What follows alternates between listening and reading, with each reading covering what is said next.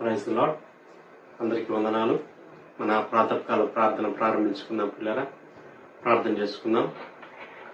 ప్రేమ కలిగిన మా ప్రియ పరలోకమందున్న మా తండ్రి, పూజ్యునిడా, పరిశుద్ధుడా, యేసయ్యా మీకే స్తుతులు స్తోత్రాలు వందనాలు చెల్లించుకుంటున్నాను ఆయన. దేవా మరొకసారి ప్రభా, దేవా వేకుజామున ఈ రీతిగా మీ పాదముల యొద్ద మేము చేరడానికి మాకు ఇచ్చినటువంటి ఈ గొప్ప భాగ్యం కొరకు మీ స్తోత్రాలు వందనాలు చెల్లించుకుంటున్నాం. దినదినం ప్రభా మీతో మా తండ్రి సహవాసం చేయడానికి మాకు ఇస్తున్నటువంటి ఈ గొప్ప ఆధిక్యత కొరకు మీ స్తోత్రాలు చెల్లించుకుంటున్నాను ఆయన.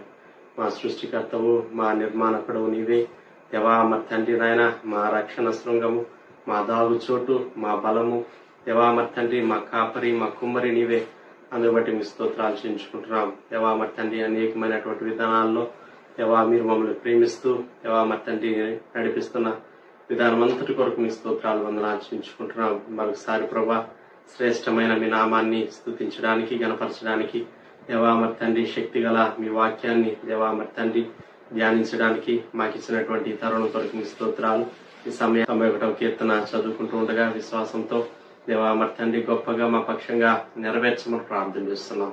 ఇదిగో ప్రభా మరి తండ్రి కృప చూపించండి. అలాగే మరి తండ్రి మరొకసారి మీ సేవకుల ద్వారా మీ వాక్యం ద్వారా మీరు మాతో మాట్లాడమని ప్రార్థన చేస్తున్నాం. మీరు మాట్లాడే దేవుడు అంటున్నందుకు మీ స్తోత్రాలు ఆయన. దేవా మరి తండ్రి చివరి ప్రార్థన ఆశీర్వాదముల వరకు మీ సన్నిధి మాకు తోడుగా వచ్చమని ప్రార్థన చేస్తున్నాం. దేవా మీ బిడ్డలు ఆయన వారి వారి గృహాల్లో చేరేకిస్తుండగా విశేషంగా మీ కృప మీ సన్నిధి వారికి తోడుగా వచ్చమని ప్రార్థన చేస్తున్నాం. సమస్త విషయాల కృప దయచేయమని యేసయ్య నామములో స్తుతించి ప్రార్థన చేసి అడిగి వేడుకుంటున్నాం పరలోకపు తండ్రి. ఆమేన్ ఆమేన్. యథా ప్రకారంగా 91వ కీర్తన చదువుకుందాం పిల్లరా. మహోన్నతుని చాటున నివసించువాడే సర్వశక్తి నీడను విశ్రమించువాడు. మహోన్నతుని చాటున నివసించువాడే సర్వశక్తి నీడను విశ్రమించువాడు. ఆయనే నాకు ఆశ్రయము, నా కోట, నేను నమ్ముకును నా దేవుడని నేను యెహోవాని గురించి చెప్పుచున్నాను. ఆయనే నాకు ఆశ్రయము, నా కోట, నేను నమ్ముకున్న నా దేవుడని నేను యెహోవాని గురించి చెప్పుచున్నాను. వేటకాని ఊరిలో నుండి ఆయన నిన్ను విడిపించును, నాశనకరమైన తెగులు రాకుండా నిన్ను రక్షించును. వేటకాని ఊరిలో నుండి ఆయన నిన్ను విడిపించును, నాశనకరమైన తెగులు రాకుండా నిన్ను రక్షించును. ఆయన తన రెక్కలతో నిన్ను కప్పును, ఆయన రెక్కల క్రింద నీకు ఆశ్రయం కలుగును. ఆయన సత్యము కేడమును డాలునయ్యున్నది. ఆయన తన రెక్కలతో నిన్ను కప్పును, ఆయన రెక్కల కింద నీకు ఆశ్రయం కలుగును. ఆయన సత్యము కేడమును డాలునయ్యున్నది. రాత్రి వేళ కలుగు భయమునకైనను, పగటి వేళ ఎగురు బాణమునకైనను, రాత్రి వేళ కలుగు భయమునకైనను, పగటి వేళ ఎగురు బాణమునకైనను, చీకటిలో సంచరించు తెగులునకైనను, మధ్యాహ్నం మందు పాడు చేయు రోగమునకైనను నీవు భయపడుకుందువు. చీకటిలో సంచరించి తెగులుకైనను, మధ్యాహ్నం మందు పాడు చేయ రోగమునకైనను నీవు భయపడకుందువు. నీ ప్రక్కన 1000 మంది పడినను, నీ కుడి పక్కన 10,000 మంది కూలినను అపాయం నీ యొద్దకు రాదు. నీ ప్రక్కన 1000 మంది పడినను, నీ కుడి ప్రక్కన 10,000 మంది కూలినను అపాయం నీ ఎదుకు రాదు. నీవు కన్నులారా చూస్తుండగా భక్తిహీనులకు ప్రతిఫలం కలుగును. నీవు కన్నులారా చూచుండగా భక్తిహీనులకు ప్రతిఫలం కలుగును. యెహోవా నీవే నా ఆశ్రయము అని నీవు మహోన్నతుడైన దేవుని నీకు నివాస స్థలముగా చేసుకుని ఉన్నావు. యెహోవా నీవే నా ఆశ్రయము అని నీవు మహోన్నతుడైన దేవుని నీకు నివాస స్థలముగా చేసుకుని ఉన్నావు. నీకు అపాయమేమీ రాదు, ఏ తెగులును నీ గుడారము సమీపించదు. నీకు అపాయమేమీ రాదు, ఏ తెగులును నీ గుడారము సమీపించదు. నీ మార్గములన్నిటిలో నిన్ను కాపాడుటకు ఆయన నిన్ను గూర్చి తన దూతలకు ఆజ్ఞాపించును. నీ మార్గములన్నిటిలో నిన్ను కాపాడుటకు ఆయన నిన్ను గూర్చి తన దూతలకు ఆజ్ఞాపించు. నీ పాదములకు రాయి తగలకుండా వారు నిన్ను తమ చేతుల మీద ఎత్తి పట్టుకుందరు. నీ పాదములకు రాయి తగలకుండా వారిని తమ చేతుల మీద ఎత్తి పట్టుకుందరు. నీవు సింహములను, నాగుపాములను త్రొక్కెదవు, కొదమ సింహములను, భుజంగములను అనగద్రొక్కెదవు. నీవు సింహములను, నాగుపామును త్రొక్కెదవు, కొదమ సింహమును, భుజంగమును అనగద్రొక్కెదవు. అతడు నన్ను ప్రేమించుచున్నాడు గనుక నేను అతన్ని తప్పించదను, అతడు నా నామం ఎరిగిన వాడు గనుక నేను అతని కనపరచెదను. అతడు నన్ను ప్రేమించుచున్నాడు గనుక నేను అతను తప్పించేదను, అతడు నా నామమును ఎరిగినవాడు గనుక నేను అతను కనపరిచెదను. అతడు నాకు మొర్రపెట్టగా నేను అతనికి ఉత్తరం ఇచ్చేదను, శ్రమలో నేను అతనికి తోడై ఉండేదను, అతన్ని విడిపించి అతన్ని గొప్ప చేసేదను. అతడు నాకు మొర్ర పెట్టగా నేను అతనికి ఉత్తరం ఇచ్చేదను, శ్రమలోనే అతనికి తోడై ఉండేదను, అతను విడిపించి అతను గొప్ప చేసేదను. దీర్ఘాయు చేత అతనిని తృప్తిపరచెదను, నా రక్షణ అతనికి చూపించదను. దీర్ఘాయువు చేత అతను తృప్తిపరచెదను, నా రక్షణ అతనికి చూపించెదను. ఆమేన్. దేవుని వాక్యం విన్నాం పిల్లరా. దైవజనులు ప్రదర్శకులు గారు వచ్చి మనకు దేవుని వాక్యాన్ని అందిస్తారు. ప్రియమైన వారలారా, ఈ ఉదయకాలం అపోస్తల కార్యముల గ్రంథం 10వ అధ్యాయం 23వ వచనం నుండి ఒక భాగాన్ని చదువుతాను. మరునాడు అతడు లేచి వారితో కూడా బయలుదేరిను. యొప్పే వారైన కొందరు సహోదరులను వారితో కూడా వెళ్ళిరి. మర్నాడు వారు కైసరయలో ప్రవేశించిరి. అప్పుడు కొర్నేలి తన బంధువులను ముఖ్య స్నేహితులను పిలిపించి వారి కొరకు కనిపెట్టుకొని ఉండెను. పేతురు లోపలికి రాగా కొర్నేలి అతనిని ఎదుర్కొని అతని పాదముల మీద పడి నమస్కారం చేసినందుకు పేతురు, నీవు లేచి నిలువుము, నేను కూడా నరుణ్ణి అని చెప్పి అతను లేవనెత్తి అతనితో మాట్లాడుచు లోపలికి వచ్చి అనేకులు కూడి ఉండుట చూచాను. ప్రార్థన. ప్రేమగల తండ్రి, ఈ సమయంలో మేము ధ్యానించేటటువంటి లేఖన భాగం వ్యూ చేసే మీ బిడ్డలందరి కొరకు, వారి కుటుంబం కొరకు దీవించమని యేసుక్రీస్తు ప్రభు వారి శ్రేష్టమైన నామంలో వేడుచూ ఉన్నాం తండ్రి. ఆమేన్. ఈ సమయంలో అపోస్తల కార్య గ్రంథంలో కొర్నేలి అనబడినటువంటి సెంచూరియన్, శతాధిపతి, 10వ అధ్యాయం అపోస్తల కార్య గ్రంథం 1వ వచనం. ఇటలీ పటాలం అనబడిన పటాలంలో శతాధిపతి అయిన కొర్నేలి అను భక్తిపరుడొకడు కైసరయ్యలో ఉండెను. చాలా పెద్ద పోస్ట్. ఒక జిల్లా అంతటికి తాను అధికారిగా ఉంటూ ఉన్నాడు. సెంచూరియన్ అంటే చాలా పెద్ద పోస్ట్. అది భక్తి కలిగినటువంటి వాడుగా కూడా తానున్నాడు. రోము యొక్క ప్రతినిధిగా, మిలిటరీ అధికారం కలిగినటువంటి వాడుగా, కఠినంగా ఉండవలసినటువంటి వ్యక్తి భక్తిని సాధకం చేయటం సాధ్యమవుతుందా? కొర్నేలి జీవితంలో తాను రుజువుపరిచి చూపించాడు. 2, తానే కాదు తన ఇంటివారు కూడా భయభక్తులు కలిగిన వారు. అపోస్తల కార్యం 10:2. అతడు తన ఇంటి వారందరితో కూడా దేవుని యందు భయభక్తులు గలవాడై ఉంది. మనం గ్రహించవలసింది, మొదట నా విషయం, తరువాతే కుటుంబీకులు అని అనుకుంటూ ఉంటారు కొందరు. ఇంకా కొందరు అంటారు, మేము చెప్తే వింటారా అండి, మా మాట ఎవరు లెక్క చేస్తారు, ఈ జనరేషన్కి మేమేమైనా చెప్పగలమా, ఈ తరం పిల్లలు వారు వింటారా? భక్తి ముసలి వాళ్లకు, ఖాళీగా ఉండేవారికి, నిరుద్యోగులుగా ఉండేవారికి, ఏ పని చేతగాని వారికి, లోక జ్ఞానం లేని వారికి అనుకుంటూ ఉంటారు. మనము దేవుని భక్తిని గురించినటువంటి విషయాలు చెప్తే నవ్వొచ్చు, ఎగతాళి చేయొచ్చు, కుటుంబీకులు సహా అని అంటూ ఉంటారు. ఇక్కడ కొర్నేలి తన ఇంటి వారందరితో కూడా దేవుని యందు భయభక్తులు కలిగిన వాడు. 1వ శతాబ్దం రోమా సామ్రాజ్యం చాలా ఉన్నతమైనటువంటి దశలో ఉన్నది. 4వ శతాబ్దం గడిచిన తర్వాత 5వ శతాబ్దం వచ్చేసరికి రోమా సామ్రాజ్యం పతనమైంది. 4వ శతాబ్దంలో కాన్స్టాంటైన్ చక్రవర్తి క్రైస్తవ్యాన్ని అంగీకరించి క్రైస్తవులకు మత స్వేచ్ఛ ఇచ్చిన తర్వాత 5వ శతాబ్దంలో రోమా సామ్రాజ్యం పతనం చెందిన తర్వాత కొందరు చరిత్రకారులు ఏమని వ్రాశారట, వీరు క్రైస్తవ్యాన్ని అంగీకరించినందువలన రోమన్ మహాసామ్రాజ్యం కూలిపోయింది అని కొందరు తమ అభిప్రాయాలను వ్యక్తం చేశారట. అయితే జరిగింది అది వాస్తవం, అది కాదనుకండి. కొన్ని మార్లు రోమా సామ్రాజ్యం చాలా ఉన్నతమైనటువంటి దశలో ఉన్నటువంటి కాలం ఈ 1వ శతాబ్దం. రోమ్ రూల్స్ ద వరల్డ్ అనేది ఒక గొప్ప సామెత. అంతేకాదు, all roads lead to Rome, అన్ని రోడ్లు రోమ్ నగరానికి నడిపిస్తాయి. ఎందుకు? లోకరక్షకుడు ప్రభు అయిన యేసుక్రీస్తు జన్మించబోతూ ఉన్నాడు కనుక దేవుడు ముందుగానే ఆ వార్త అన్ని ప్రపంచ దేశాలకు వ్యాపించడానికి ఒక నేషన్ దేవుడు ఎలివేట్ చేసి వారికి పవర్, వారు కాన్సన్ట్రేట్ చేసేటట్లు చేసి ఈ శుభవార్త అంతటికీ వెళ్ళేటట్లుగా దేవుడు ప్లాన్ చేశాడు. God has allowed it. 1వ శతాబ్దంలో ఈ శతాధిపతి కొర్నేలియస్ కుటుంబంతో పాటు భయభక్తులు కలిగినటువంటి వాడుగా ఉన్నాడు. అదే 2వ వచనంలో అపోస్తల కార్యము 10:2, ప్రజలకు బహు ధర్మము చేయొచ్చు. సాధారణంగా అధికారులుగా ఉన్నటువంటి వారికి బహుమానాలు ఇస్తూ ఉంటారు. మరి ఈయన ధర్మం చేయటం ఏంటి? వీరికి రోమన్ గవర్నమెంట్ చాలా మంచి శాలరీస్ పే చేస్తూ ఉండాలి, చాలా మంచి ఫెసిలిటీస్ ప్రొవైడ్ చేస్తూ ఉండాలి. నా జీతం నా కొరకు మాత్రమే కాదు, పేదవారి కొరకు కూడా అని చెప్పి తాను లేనటువంటి వారికి, ప్రజలకు అని ఉన్నది, ఎవరికో ఒకరికో ఇద్దరికో రహస్యంగా సహాయం చేయటం కాదు, అనేకులకు అని గ్రహించాలి.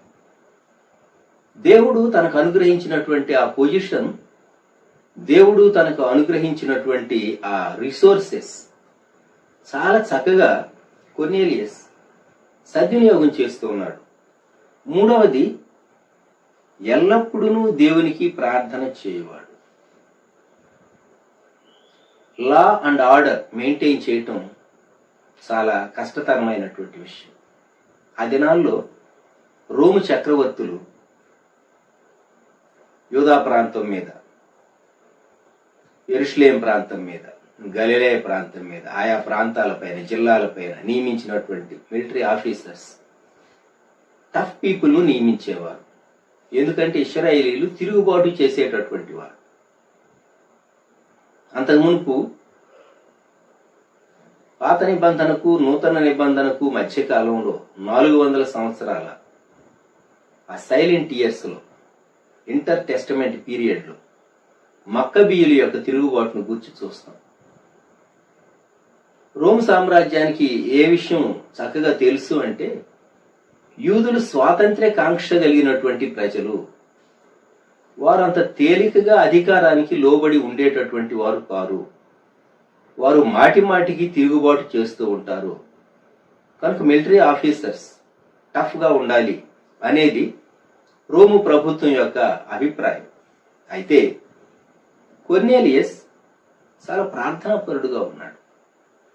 ఎలా సాధ్యమైంది? ఇంత మెత్తగా ఉండేటటువంటి ఆయన వాస్తవంగా తీసేసి ఉండాలి. ఎందుకో దేవుడు అలౌ చేయలే. ఓ ప్రక్క తాను దేవునిలో భయభక్తులు కలిగిన వాడు, యూదులు సేవించేటటువంటి దేవుడు నిజమైన దేవుడు అనేటటువంటి గ్రహింపు కలిగిన వాడు, 2 ధర్మం చేసేటటువంటి వాడు, 3 ప్రార్థన చేసేటటువంటి వాడు.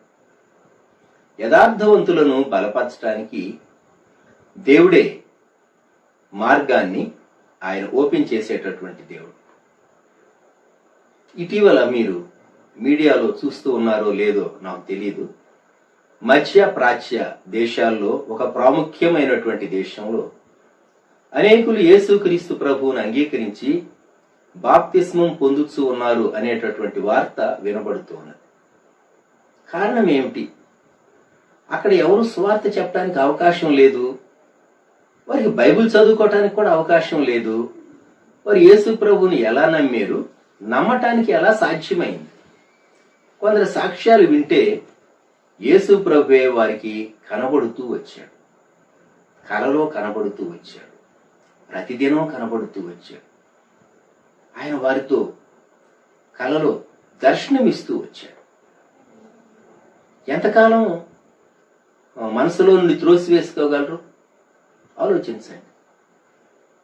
కొందరు మధ్య ప్రాచ్యంలో యేసుక్రీస్తు ప్రభువును అంగీకరించినటువంటి వారిని గురించి మనం విన్నప్పుడు యేసు ప్రభువే వారికి దర్శనం ఇచ్చాడు అనేటటువంటి మాట ఈ దినాల్లో నెరవేరుతున్నది. మొదటి శతాబ్దంలో కొర్నేలి అనుభవంలో దేవుని దూత కొర్నేలి దగ్గరకు వచ్చి, కొర్నేలి, దర్శనం ఇది, నిద్రపోట్ల కొర్నేలి.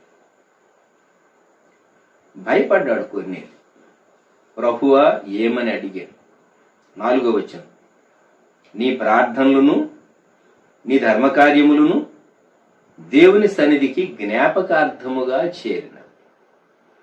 రక్షణ లేదు గాని సత్కార్యాలు ఉన్నాయి. కొందరికి రక్షణ ఉండదు, మంచి పనులు చేస్తారు. అటువంటి వారికి దేవుడు మోక్షం ఇవ్వడా?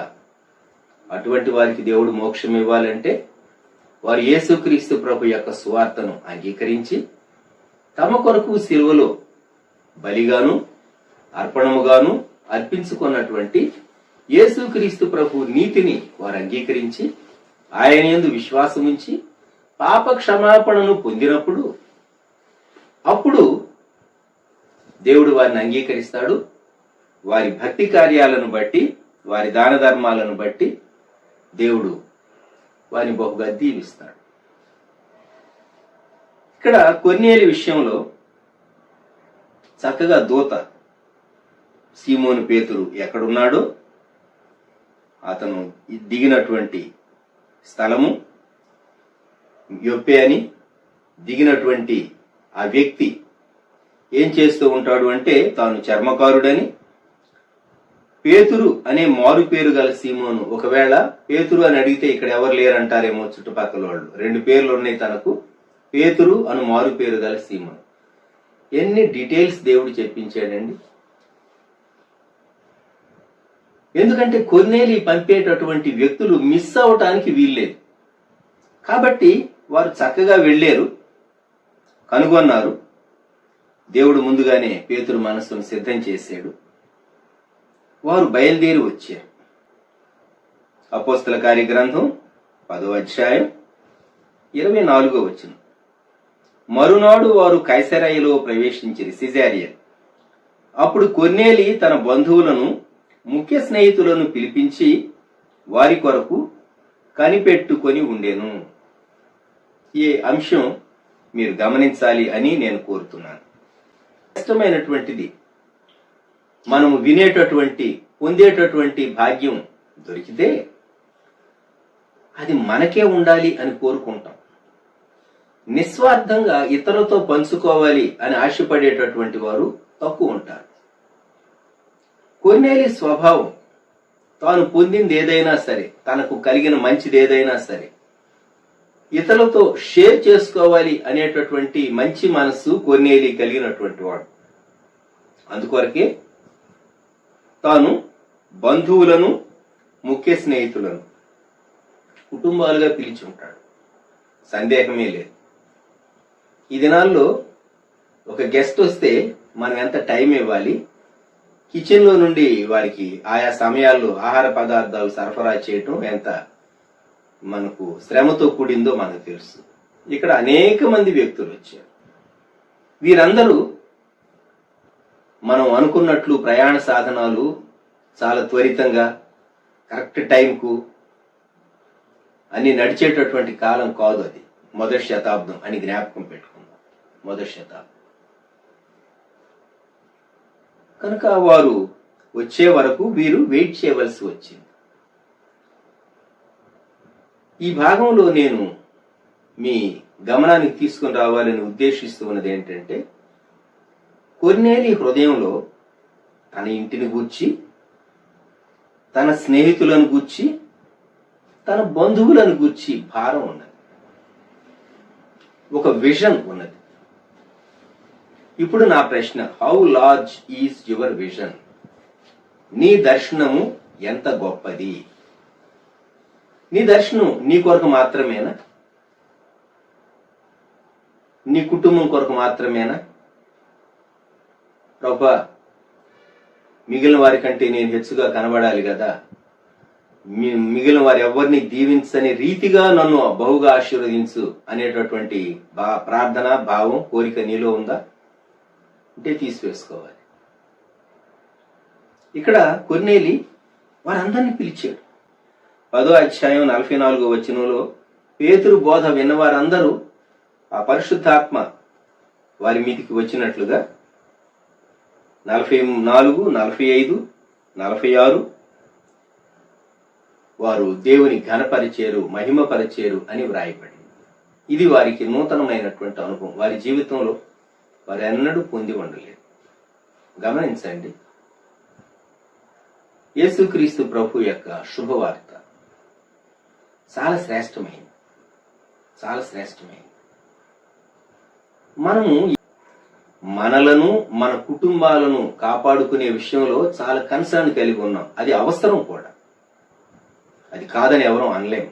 మీరు గ్రహించాలి అని నేను కోరేది ఏంటంటే, నీ దర్శనం నీ కుటుంబాన్ని మాత్రమే రక్షించుకోవటం కొరకున్నదా, లేక దానికంటే ఇంకా కొంచెం పెద్దదా నీ vision? Is your vision something bigger than that? Not just limited to you and to your family. పాత నిబంధన గ్రంథంలో, యెహోషువ గ్రంథంలో రాహాబు మనకు కనబడుతుంది. యెహోషువ గ్రంథంలో యెరికోను వేగు చూడటానికి ఇద్దరు వేగుల వాళ్ళు, స్పైస్ వాళ్ళు వెళ్ళారు. వారికి ఆమె ఆశ్రయం ఇచ్చింది. యెహోషువ 2:1 నూను కుమారుడైన యెహోషువ వేగుల వారైన ఇద్దరు మనుష్యులను పిలిపించి, మీరు పోయి ఆ దేశమును, ముఖ్యముగా యెరికోను చూడని వారితో చెప్పి షిత్తీము నొద్ద నుండి వారిని రహస్యముగా పంపెను. వారు వెళ్లి రాహాబును ఒక వేశ్య ఇంట చేరి అక్కడ దిగగా, దేవుడు వీరిని సరైన గృహానికే నడిపించాడు. ఇంకొక గృహానికి వెళ్ళుంటే వీరిని పట్టి ఇచ్చి ఆ రాజు దగ్గర వారు బహుమానం పొంది ఉండేవారే. ఈమె దేవుని భయం కలిగినటువంటిది. ఇది ఎలా సాధ్యమండి? పాపంలో జీవించేటటువంటి ఈ స్త్రీ దేవుని భయం కలిగి జీవించటం, లేక దేవుని భయం ఈ మీదకి రావటం. కొందరు పాపంలో లోతుగా దిగినటువంటి వారికి ఒక ఆశ ఉంటుంది. ఎవరైనా ఈ పాప జీవితం నుండి నన్ను బయటకు తీయగలరా? నేను ఇష్టపూర్వకంగా ఈ పాపం చేయటం లేదు. తాను తన శరీరాన్ని అమ్ముకున్నది. She is not selling her sweat but body. తన స్వేదం, చెమట కాదు, తన శరీరాన్ని అమ్ముకున్నది. అందుకే ఆ పదం అక్కడ వ్రాయబడింది. చాలా విచారకరమైనటువంటి మాట.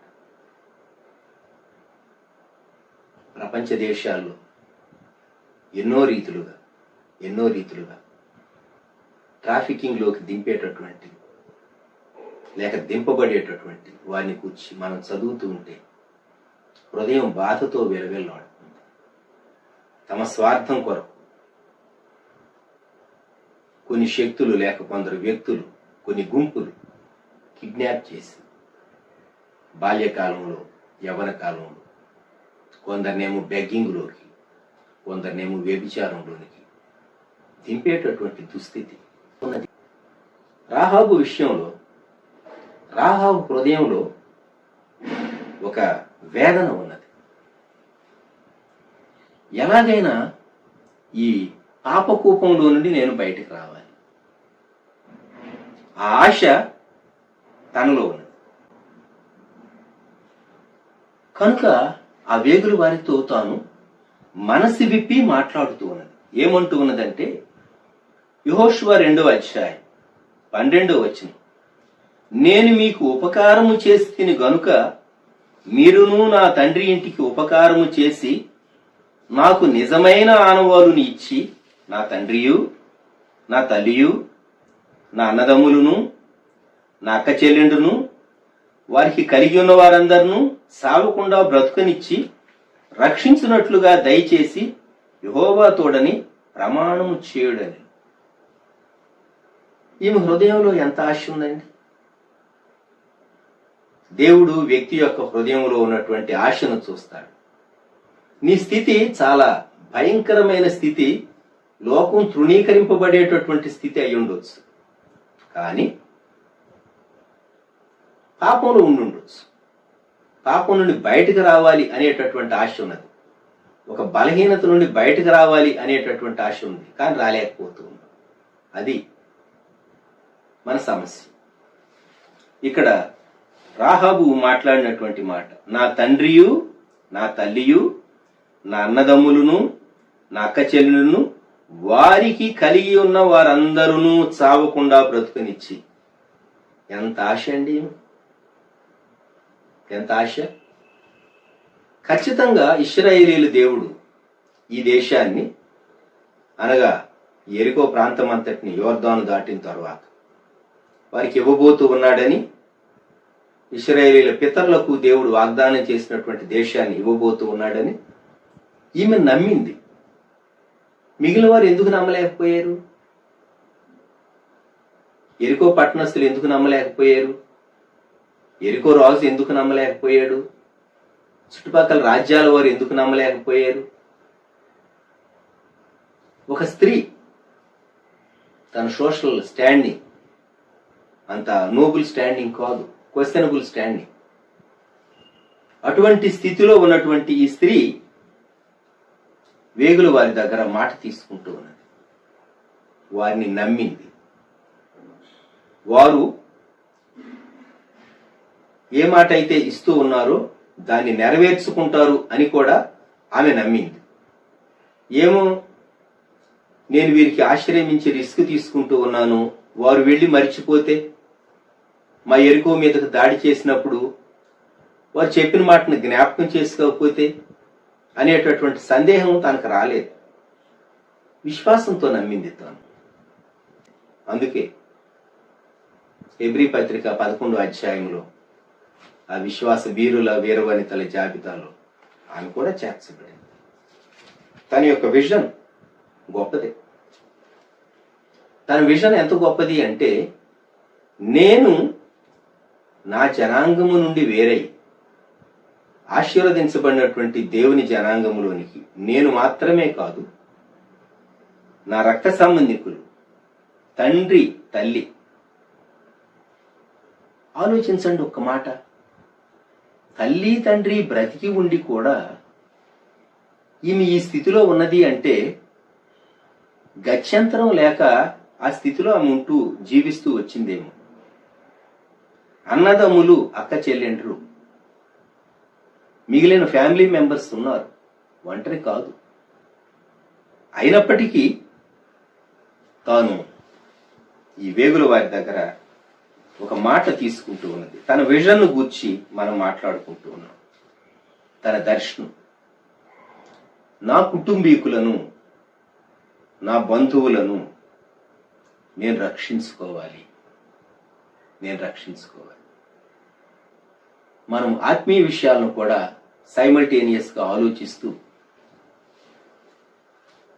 దేవా, నా దర్శనాన్ని నీవు నూతన పరచు అని మనం ప్రార్థింపబద్ధులంగా ఉంటాం.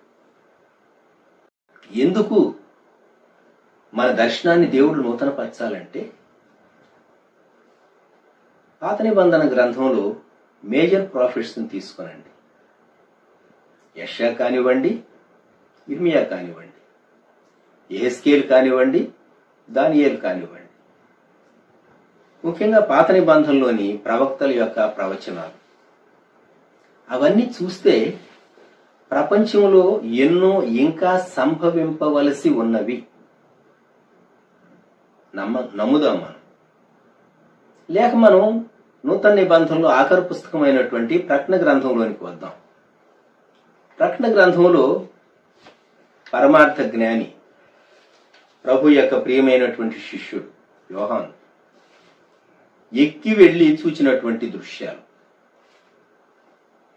ప్రకటన గ్రంథం 4వ అధ్యాయం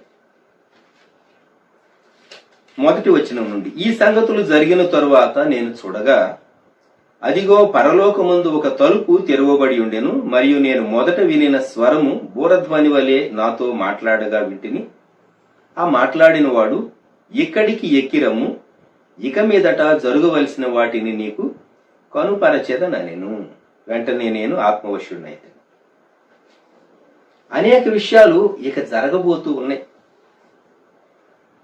దేవుడు 2000 సంవత్సరాల ముందు వ్రాయించినటువంటి అనేక విషయాలు జరగబోతూ ఉన్నాయి. ఒక ఆయన యేసుక్రీస్తు ప్రభువును దూషిస్తూ ఉన్నాడు. ఏమని? 2000 సంవత్సరాల నుంచి ఆయన వస్తాడు అంటూ ఉన్నారు ఈ క్రైస్తవులని, క్రైస్తవులను దూషిస్తూ ఉన్నాడు. అప్పుడు నాకు 2 పేతురు 3వ అధ్యాయం 4వ వచనం జ్ఞాపకం వచ్చింది. ఆయన రాకడను గూర్చిన వాగ్దానం ఏమాయను, పితరులు నిద్రించినది మొదలుకొని సమస్తమును సృష్టి ఆరంభమును ఉన్నట్టే నిలిచి ఉన్నదే అని చెప్పుదురని మొదట మీరు తెలుసుకొనవలెను. కనుక కొందరు, పైన 3వ వచనం, అంచె దినములలో అపహాసకులు అపహసించుచూ వచ్చి, అటువంటి దినాల్లో మనం ఉన్నాం.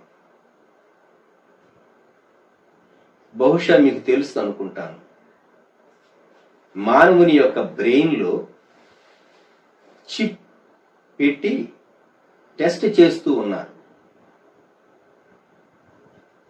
ఇటువంటి కాలం మునుపు లేదు.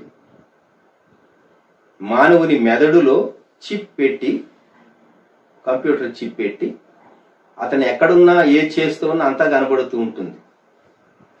అతను చేసే పనులన్నీ, ఇంకా మిగిలిన అన్ని విషయాలు, ఇక ప్రైవసీ అనేది ఉండదు. మానవులకు కూడా చిప్ పెట్టేటటువంటి రోజు దగ్గరలోనే ఉన్నది. 7 ఏళ్ల శ్రమల్లో అది వస్తుంది, అదే ముద్ర. మనం రాకడ సమీపంగా ఉన్నాం. కుటుంబీకుల యొక్క రక్షణను గూర్చినటువంటి భారం, రక్త సంబంధికుల యొక్క రక్షణను గూర్చినటువంటి భారం మనం ఎంత కలిగి ఉన్నాం అనేది ఈ సమయంలో నేను మీకు హెచ్చరిక చేయాలి అని అనుకుంటూ ఉన్నాను. ఎంత భారం మనం కలిగి ఉన్నాం. పాత నిబంధన ప్రవక్తల్లో యెషయా ప్రవక్త చెప్పినటువంటి కొన్ని విషయాలు నేను మీకు గుర్తు చేయాలి అని ఆశపడుతున్నాను. ఈ సమయంలో భక్తుడు యెషయా చాలా విషయాలు చెప్పారు. మనం అంతగా వాటిని మనస్సులో ఉంచం. కానీ యెషయా గ్రంథంలో యెషయా యూదులను గుర్చినటువంటి ప్రవచన భాగాలే కాకుండా యెషయా గ్రంథం 13వ అధ్యాయం బబులోనును గూర్చి ప్రత్యక్షమైన దేవోక్తి అని వ్రాయబడి ఉన్నది. బాబిలోను గూర్చి ఐజాయా ఎందుకు చెప్పాలి? 15వ అధ్యాయం 1వ వచనం మోయాబును గూర్చిన దేవోక్తి అని వ్రాయబడి ఉన్నది. అలాగే 17వ అధ్యాయం 1వ వచనం దమస్కును గూర్చిన దేవోక్తి. డెమాస్కస్ అంటే సిరియా. ఈరోజు సిరియాను గురించి మనం ఎంత చదువుతూ ఉన్నామో, ఎంత వింటూ ఉన్నామో. 18వ అధ్యాయము 1వ వచనం ఓహో కూషు నదుల అద్దరిని తటతట కొట్టుకొనుచున్న రెక్కలు గల దేశమా. 19వ అధ్యాయం 1వ వచనం ఐగుప్తును గూర్చిన దేవోక్తి. ఈజిప్ట్. ఇలాగూ మనం యెషయా గ్రంథం చదువుతూ ఉంటే దేవుడు ప్రపంచ దేశాలను గుర్చినటువంటి అనేక విషయాలు వ్రాయించాడు. కొన్ని నెరవేరిని, కొన్ని ఇంకా నెరవేరాలి. సిన్సియర్గా బైబిల్ స్టూడెంట్స్ అవన్నీ చదివి చరిత్రలో ఆ దేశాను యొక్క గతంలో ఏవి నెరవేరిని, భవిష్యత్తులో ఏవి నెరవేరబోతున్నాయి, ఇప్పుడు ఏవి నెరవేరుతున్నాయి అనేది ఆసక్తికరమైనటువంటి స్టడీగా ఉంటుంది. ఎందుకు చెప్తూ ఉన్నాను అంటే దేవుడు ముందే భక్తుల నోట, ప్రవక్తల నోట ప్రపంచంలో జరగబోయేటటువంటి అనేక విషయాలు యూదా జనాంగానికి లేక దేవుని ప్రజలైన యూదులకు సంభవించేవి, ఆయన విశ్వసించినటువంటి విశ్వాసులకు సంభవించేవి, అన్యులకు సంభవించేవి అన్ని దేవుడు వ్రాయించాడు. చెప్పకుంటే, హెచ్చరిక చేయకపోతే దేవా నీవు చెప్పలేదు, ముందుగా వ్రాయించలేదు, హెచ్చరిక చేయలేదు అని మనం అనగలం. దేవుడు ముందుగానే బయలుపరిచినప్పుడు మన దగ్గర మరి ఏ జవాబు ఉంటుంది? ఇంకా ఆలోచించండి. మానవుని దగ్గర జవాబు ఉంటుందా? ఈ సమయంలో ఒకసారి ప్రశ్న వేసుకుందాం మనం. How big is my vision? నా దర్శనము ఎంత గొప్పది? కొర్నేలి యొక్క దర్శనం తన కుటుంబం మాత్రమే కాకుండా తన బంధువులు, ముఖ్య స్నేహితులు. రాహాబు యొక్క దర్శనం తాను, తన తండ్రి, తన తల్లి, తన అన్నదమ్ములు, తన అక్క చెల్లెండ్రు, తన బంధువులు అనేకులు, తన ఇంటి వారందరూ, వారికి సంబంధించిన వారందరినీ దేవుని జనాంగంలోనికి తెచ్చేసేసింది.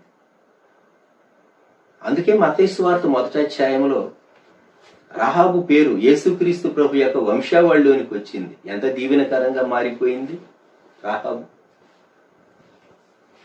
ప్రియమైన వారలారా, మనం శరీరానికి చేసే మేలు అవసరమే, అది కొంత మటుకు ప్రయోజనకరం. ఆత్మకు చేసేటటువంటి మేలు అది నిలిచేటటువంటి మేలు, శాశ్వతమైన ప్రయోజనాన్ని చేకూరుస్తుంది.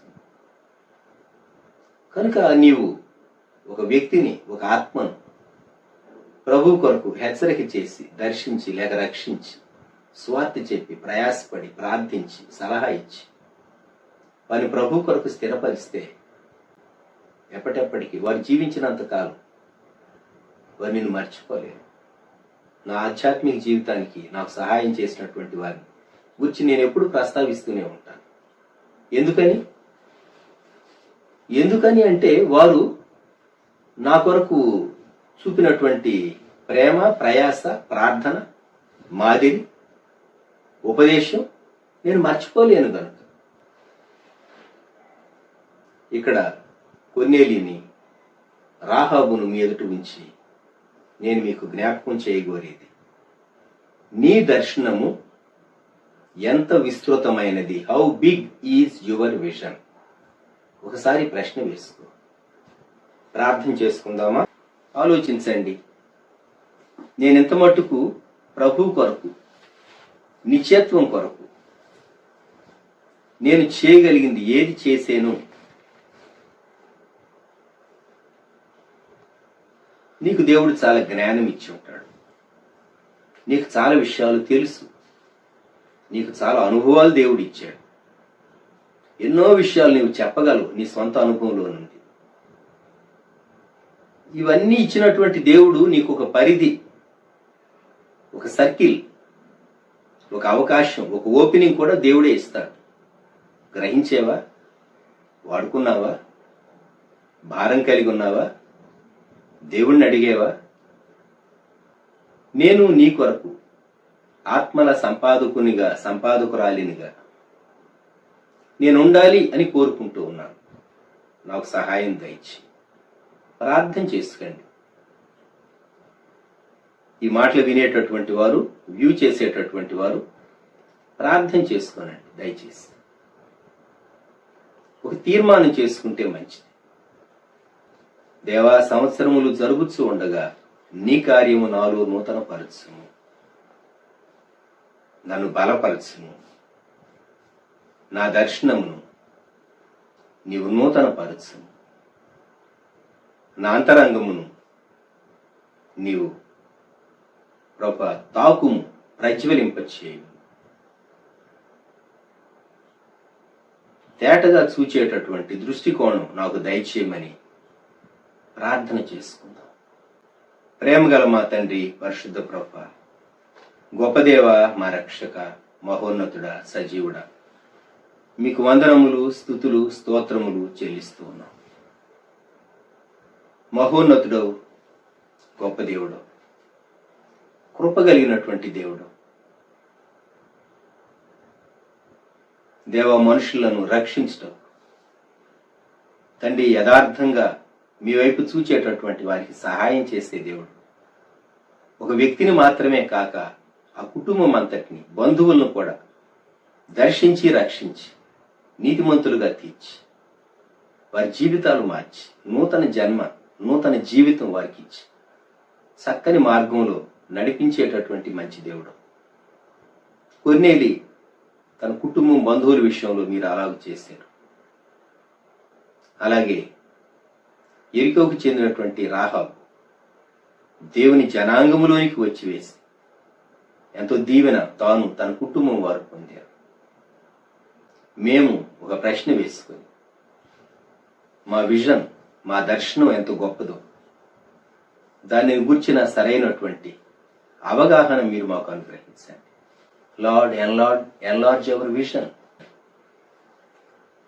నూతన పరచుము, సహాయము దయచేయి. మీ హృదయంలో ఏ భారం ఉన్నదో దాన్ని చూడగలుగున్నాడు. మేము ఏది చేయవలనని మీరు ఉద్దేశించారో దానిని మేము చూడగలుగునట్లు, చేయగలుగునట్లు కృప దయచేయండి. మమ్ములను, మా కుటుంబాలను, మా సంఘాలను, మా 2 తెలుగు రాష్ట్రాలు, మా దేశాన్ని, ప్రపంచంలోని ఆయా దేశాలు మీకు అప్పగించుకుంటూ దేవ, మీ సన్నిధి కృప తోడుగా ఉంచి బలపరిచి మహిమను పొందుమని యేసుక్రీస్తు ప్రభు వారి శ్రేష్టమైన నామములో ప్రార్థించి స్తుతించి వేడుచున్నాము తండ్రి. ఆమేన్. మన ప్రభు అయిన యేసుక్రీస్తు వారి కృప, దేవుని ప్రేమ, పరిశుద్ధాత్మని అన్యోన్య సహవాసం సదాకాలం సంగమునకు తోడై ఉండును గాక. ఆమేన్.